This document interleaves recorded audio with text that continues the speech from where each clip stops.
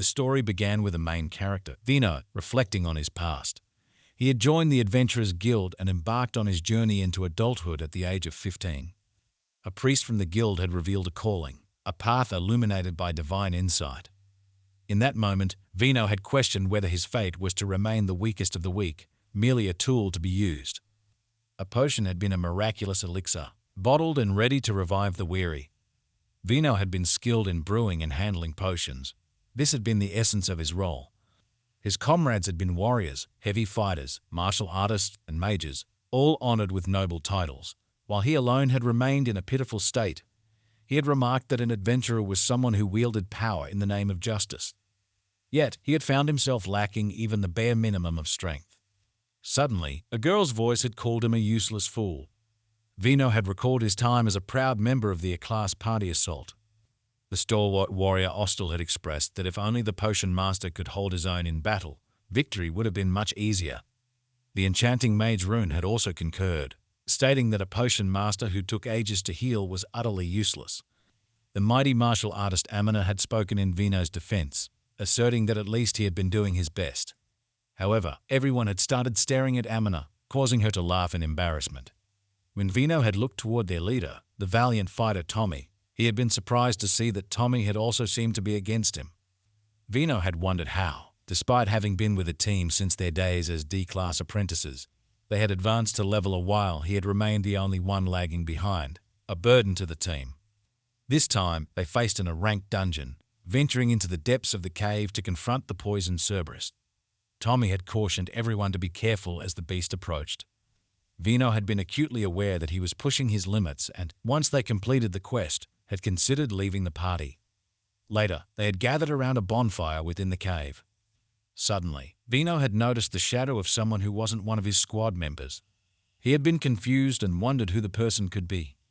As the figure had approached, Veno had been stunned to see that it was a girl he recognized, Canadia, the legendary rank adventurer.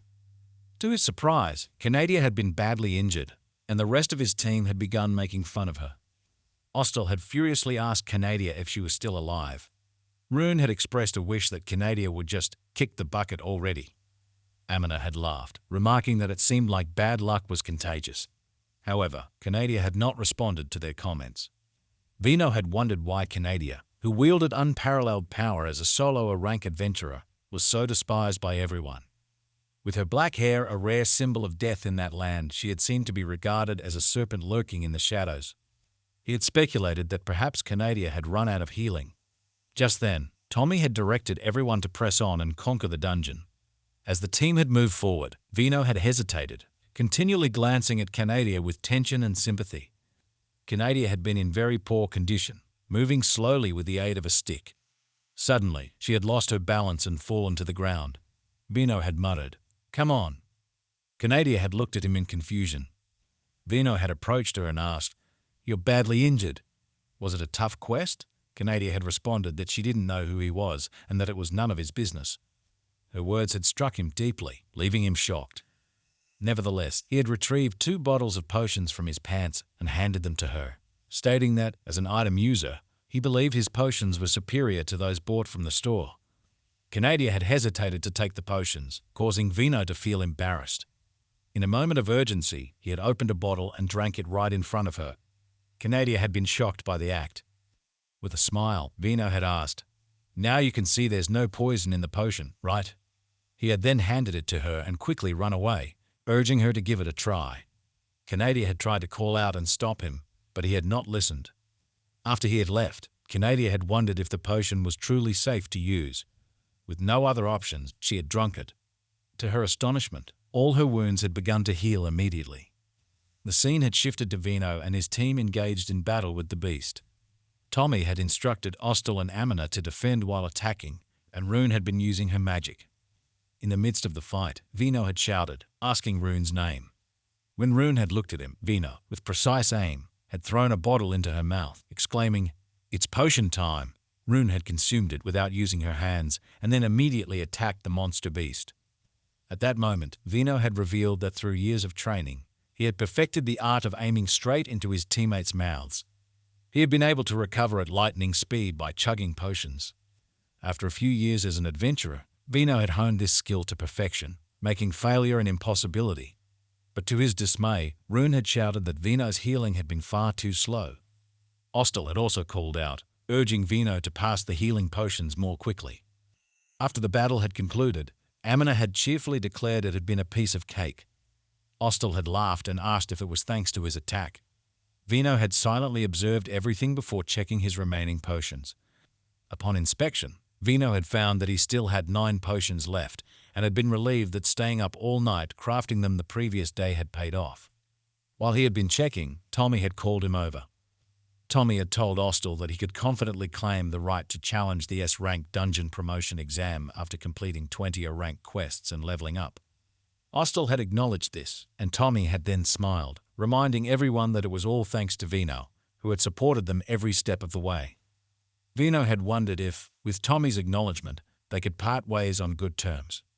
Tommy had then declared that their team, Assault, should rise to S-rank for greater fame, all thanks to Veno. As he made this statement, Tommy had suddenly stabbed a knife into Veno's stomach. Veno had been stunned, unable to comprehend the unexpected attack. As he had collapsed to the ground in agony, Rune had used her magic to set fire to his back. In immense pain, Veno had howled, and Rune had smirked, apologizing and claiming it had been a mistake. Tommy had then approached Veno, acknowledging that Veno likely wanted to understand why this was happening. Tommy had apologized, explaining that he intended to exploit the party loss compensation system and had feared Veno would have to die for it.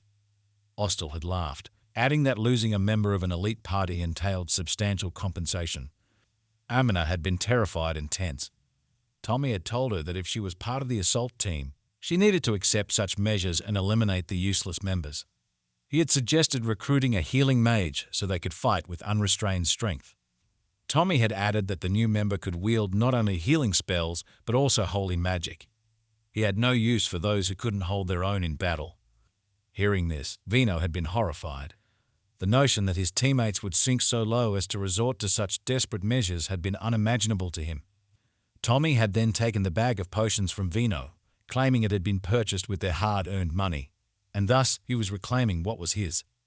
Ostel had told Veno to rest easy, stating that safety awaited him in his homeland. Rune had also mentioned she would ensure a portion of the compensation was sent to Veno. Tommy had laughed, adding that if he were to claim Veno had met a glorious end, Veno's family would likely rejoice. Furiously, Veno had demanded Tommy stop joking about it. Tommy had then asked if that was what Veno wanted, and if so, he would grant him the final blow. But suddenly, to everyone's astonishment, something strange had begun happening. Ostel had asked in confusion what was occurring as the ground had started shaking for no apparent reason. A giant dragon monster had then appeared nearby, leaving everyone in shock. Rune, terrified, had shouted that it was the tyrant dragon, which spelled dire trouble for them. Ostel had wondered how an S-rank beast had ended up in an A-rank dungeon. Tommy had ordered Rune to hold off the tyrant dragon with her magic. After casting her spell, Rune had declared that they would use Veno as bait and make their escape. Before leaving, the team had glanced back at Veno with smiles. Once they were gone, Veno had pondered how he would manage with only 3 emergency healing potions and how escaping a dragon would be no small feat. At that rate, he had been on the verge of becoming dragon fodder in an instant. His life had indeed seen better days. After becoming an adventurer, he had escaped from his village, only to fall into the depths of despair with the lowest ranking job. Yet, despite everything, his teammates in the assault team had claimed they were fine with having him around.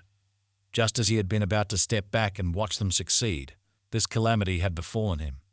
Now, he could only hope that Tommy would send money back to his family in their hometown. Accepting his fate, Veno had closed his eyes. But suddenly, he had heard an unexpected sound.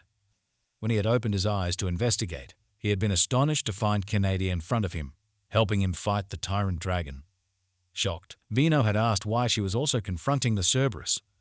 Canadia had explained that it was because Veno had given her the potion. Veno had been stunned, wondering if that was all it took. Canadia had then elaborated that it was her family motto to return a favor promptly when someone had lent a hand. With that, Canadia had resumed fighting the dragon. Seeing her determination, Veno had quickly drunk a potion to regain his strength and assist her. As Canadia battled the monster, she had shouted to Veno, telling him that it was enough and he should flee. Canadia had slashed at the dragon, but it had retaliated fiercely, putting her in danger. As she had collapsed on the ground, exhausted, she had yelled at Veno, asking why he wasn't running away. Veno had shouted back that he knew she couldn't win, but that she should at least attempt to escape. Canadia had responded that if he stayed, he would surely die, so it was better for him to escape. Veno had, with intense resolve, declared that he couldn't leave her behind and refused to abandon her. Canadia had admitted that she could no longer fight alone. She had reached her limit. However, receiving a potion from Veno had filled her with joy. She had declared that if it meant she could protect him, she would gladly face death.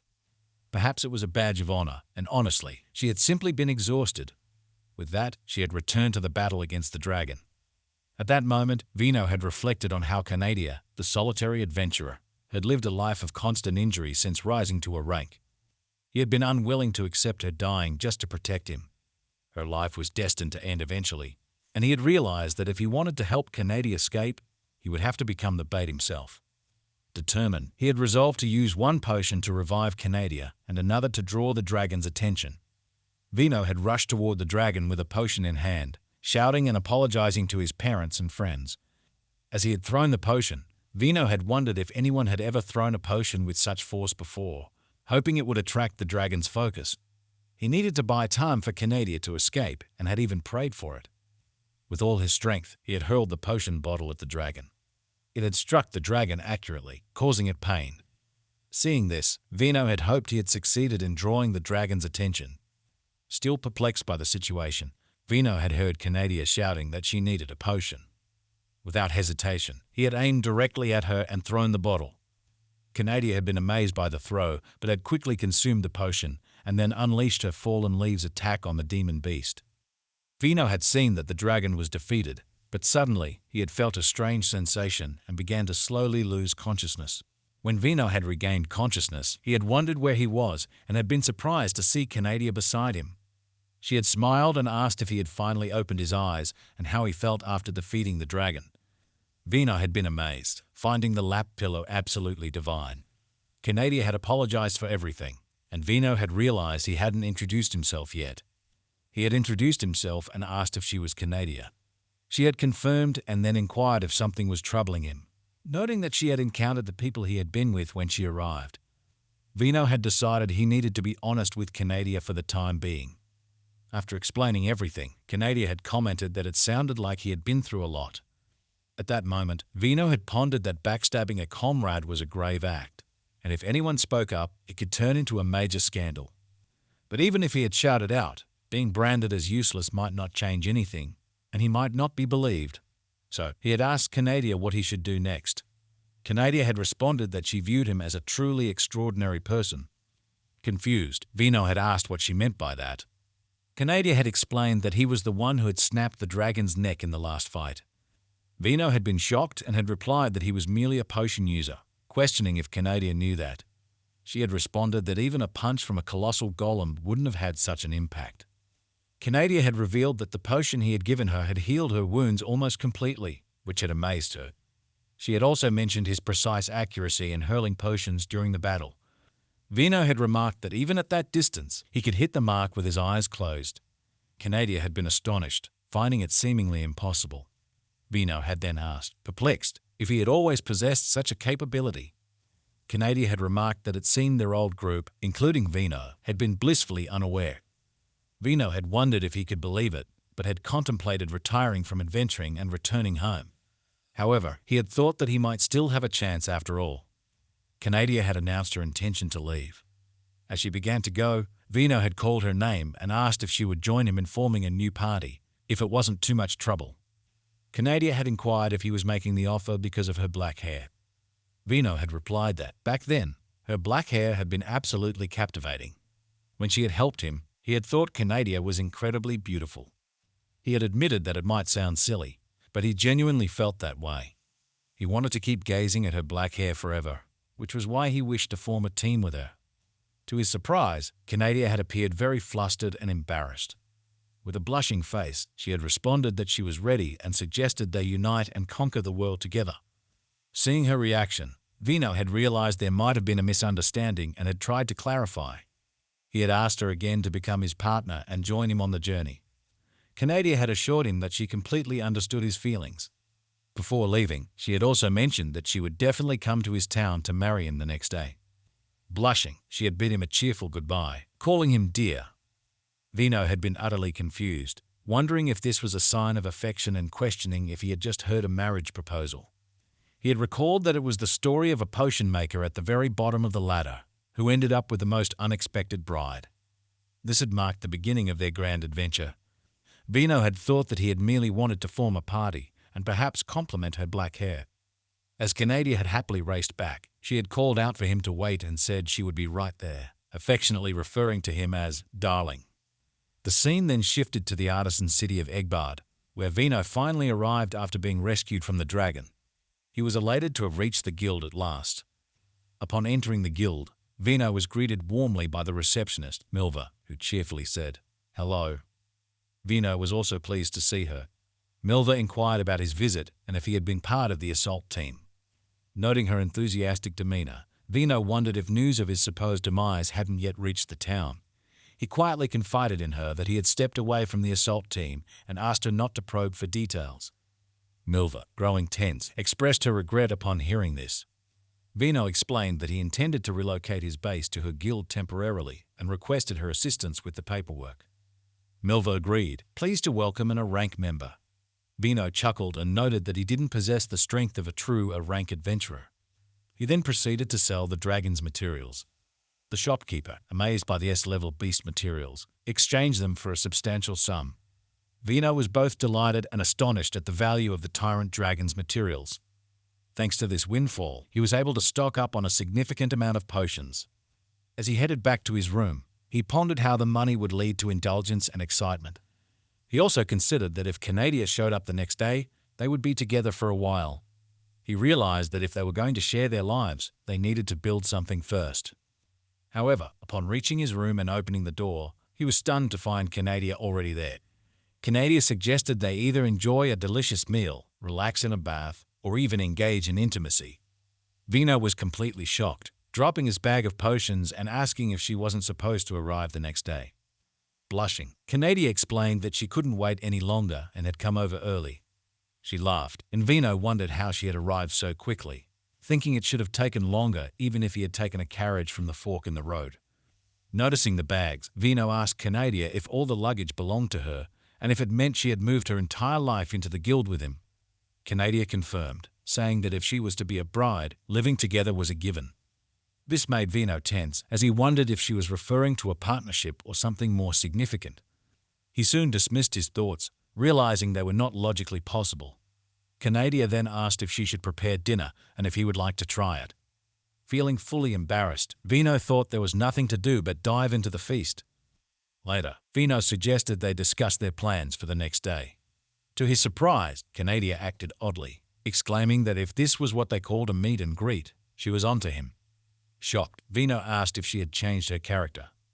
Canadia, blushing, asked if it wasn't natural to be herself in front of her husband. Veno, feeling tense, noted the contrast between this image and the striking black-haired adventurer he had met.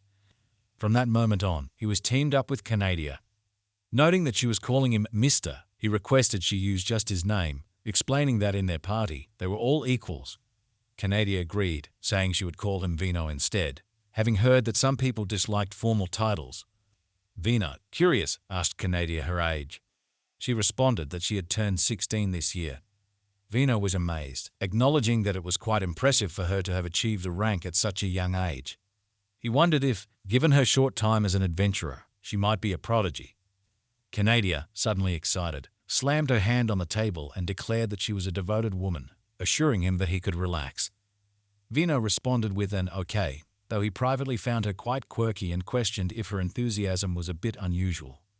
The scene then shifted to later in the guild, where Milva announced a B-rank quest to take down some gargoyles. Milva then mentioned that she would also like to take on the C-rank wolf hunting quest. Her enthusiasm was palpable, as teaming up with rank adventurers was quite a rare opportunity. Veno responded modestly, saying it was just a twist of fate.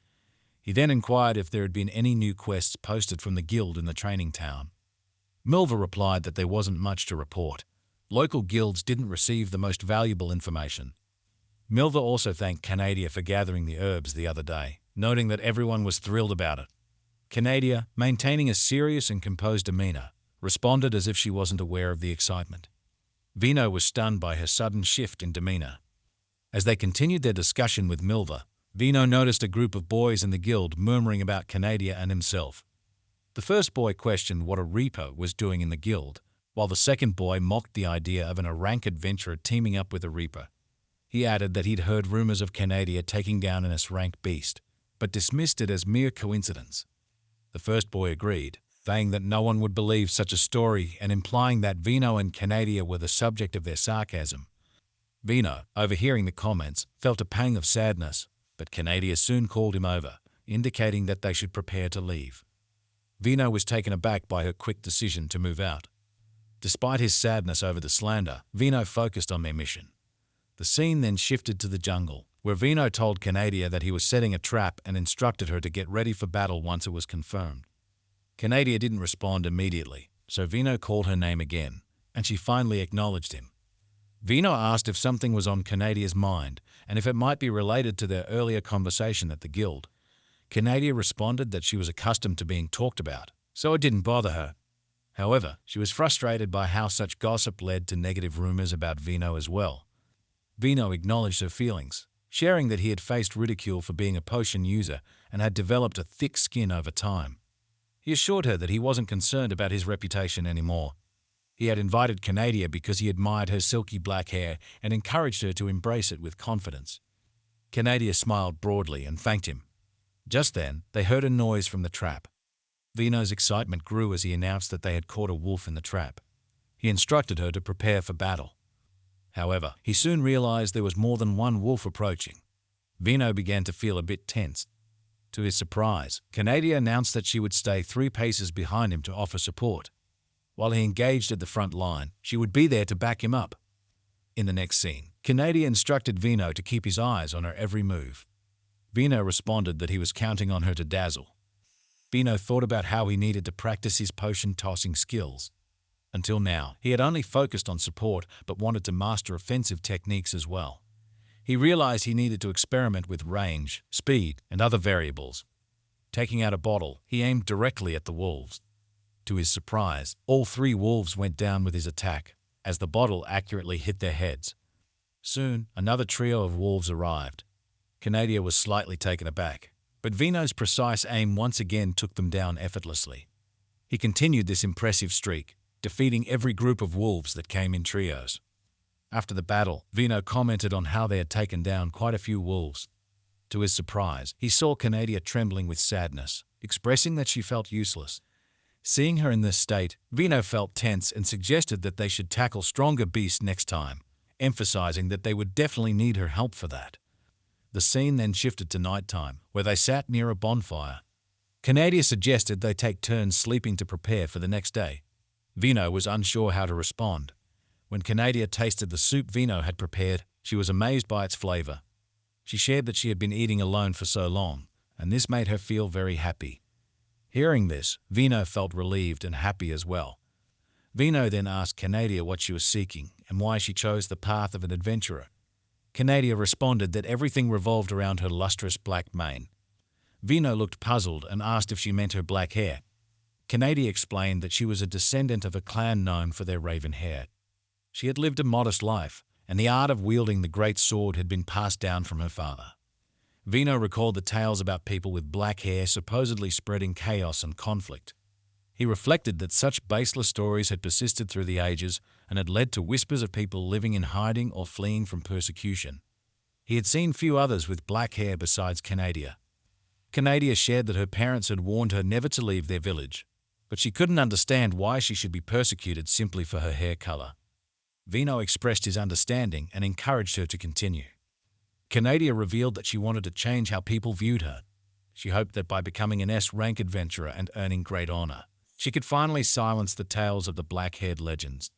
Yet, despite her achievements, including reaching a rank, she continued to face challenges and insults in battle.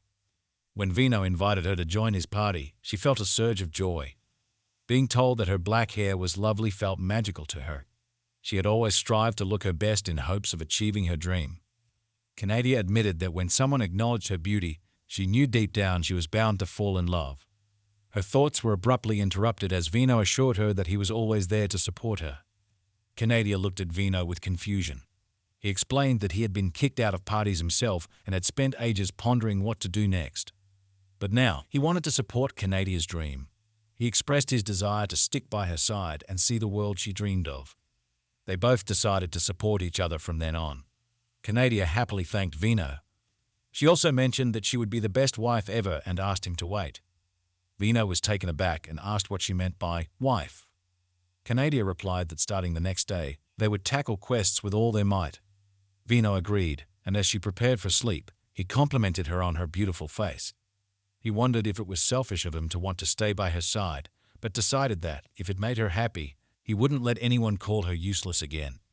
Canadia smiled at his words. As they settled in for the night, Canadia unexpectedly held Veno tightly in her sleep. He panicked, feeling like he was going to break, and asked her to let go. But she had already fallen asleep. Despite the discomfort, he thought her sleeping face was incredibly adorable. The next morning, Canadia cheerfully shared that she had the most amazing dream, feeling as if she was wrapped in a warm hug. Meanwhile, Veno was sore all over. As they moved on, they arrived at the crumbling church where the gargoyles dwelled. Upon entering the church and carefully inspecting their surroundings, they found 3 gargoyles inside. Veno said it was going to be a tough fight and asked Canadia if they could take them down. Canadia responded with confidence, stating that she wasn't alone anymore and asked Veno to back her up. She was eager to show off her best skills this time. Veno readied his bottles for the attack. As Canadia engaged the gargoyles with swift attacks, the creatures countered fiercely. Veno, sensing the danger, urgently told Canadia to fall back. Canadia was shocked by the gargoyles' fierce counterattacks, saying she had never encountered anything like it before. Veno, taking quick action, shouted at Canadia to open her mouth. When she complied, Veno swiftly threw a potion into it. Canadia was stunned by the intense heat spreading through her body after drinking the potion. Veno explained that it was a healing and attack-boosting potion, designed to give her the strength to finish off the gargoyles. With renewed vigor, Canadia unleashed her powerful third-wave attack, Circle Wave, which defeated the gargoyles. Veno was amazed by the result. With a blush on her face, Canadia asked if she had finally been of service to him.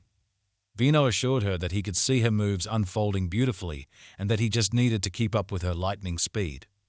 Canadia confessed that having something shoved in her mouth had been quite embarrassing. Veno reassured her that she'd get used to it, just like his old party had, and they never complained. Mentioning his old party, Canadia reflected for a moment and admitted that she could never label Veno as useless. Veno, looking back, noted that he had never imagined potions could be so effective in battle. Canadia agreed, pointing out that potions with precise long-range healing and the power to guide allies were indeed game changers.